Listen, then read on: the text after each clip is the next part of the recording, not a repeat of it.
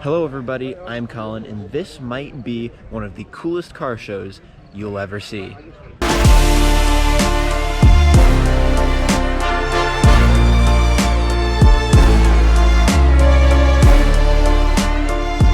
we just have Duesenbergs on Duesenbergs on Duesenbergs, and if you don't know what a Duesenberg is, it is basically kind of like the Pagani or the Koenigsegg of the pre-war market. They built extremely high-end cars. Like, this was like the best of the best. They were the fastest cars in the world, like all of these Model J's that we've got.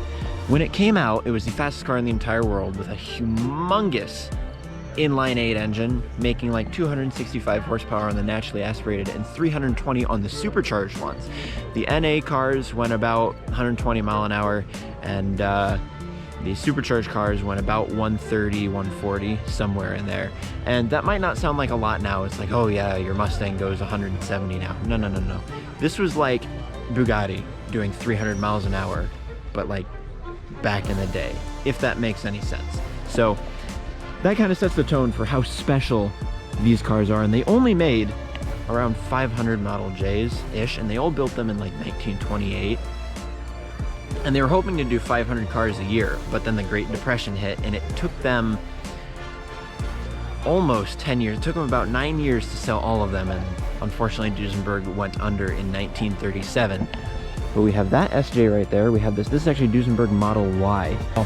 This was the prototype Model J. It was actually supposed to be destroyed, but one of the Duesenberg brothers actually saved the car from destruction because he loved it so much. So this is very special to see here. This now sits in the Auburn Duesenberg Automobile Museum, which is right over there because, well, we're in Auburn, Indiana, and that's where the museum is. So we have this Model Y, we have this absolutely gorgeous blue Model J, naturally aspirated. And a way you can tell between the naturally aspirated and the supercharged cars are the pipes on the side. However, a lot of people put the pipes there because they look cool and they look incredible. But that's actually a naturally aspirated car. That is also a naturally aspirated car. So, yeah. Now, this was the early Duesenberg model. They called it the Model A, or at least it got that nickname, but it's technically a Duesenberg straight 8. And yes, it does have a straight 8 engine.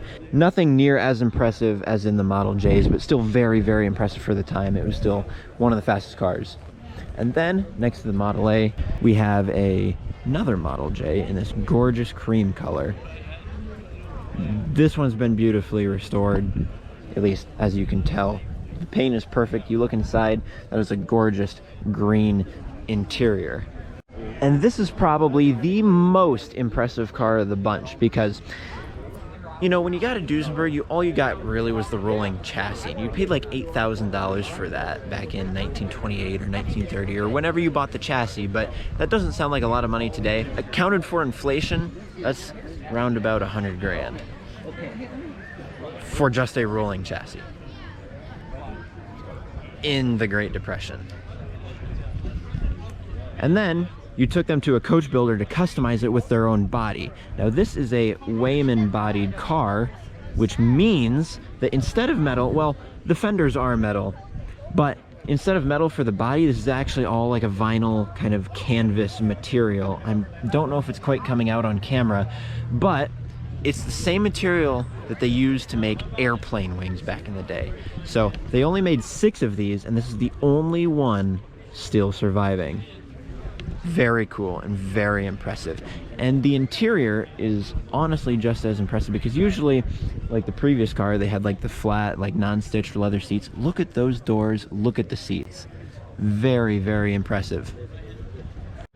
And next to the Wayman is another Model J. This one is a Phaeton, so it's like a sedan, but it's really a convertible, if that makes any sense.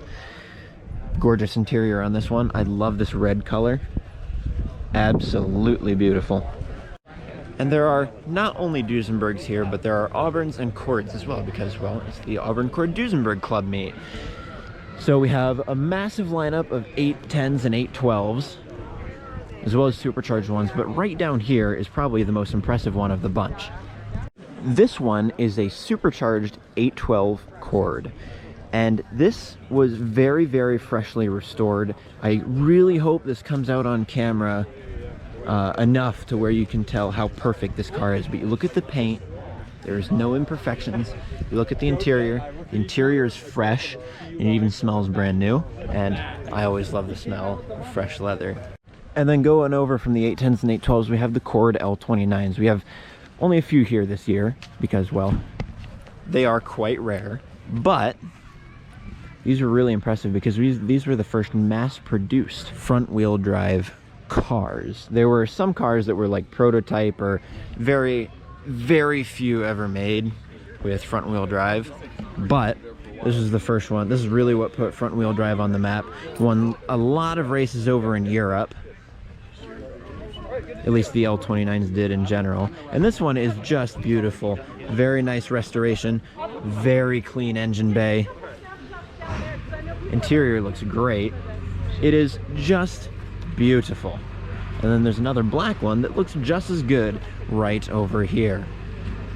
And then we have the rest of the L29s, and then we cross the bridge and we'll go over to the Auburns. So here we are back at the Auburns, and there is just, well, so many of them. Another very unique car here is this 851 supercharged. Doesn't have the pipes, but this is a very unique body. And this car is actually, it was imported from New Zealand like a year or two ago. So it was sitting in some museum, and now it's with an owner here in the United States, and it's just a beautiful car. And like I said, there aren't very many cars with a body like this. Extremely unique. Yet another highlight are these Auburn V12s. Just look at these. These all sit in the Gilmore Automotive Museum up in Hickory Corners, Michigan, over kind of near Kalamazoo. But yeah, these are all like the same color, same specs, and they're all V12s with slightly different bodies on them. So this is a 2-door coupe, that's a 4-door sedan, and that is a 4-door Phaeton. So as you've seen, so many very incredible cars, but now let's go see a different kind of very incredible cars at a bit more of a rowdy event. So this should be very fun. Stay tuned.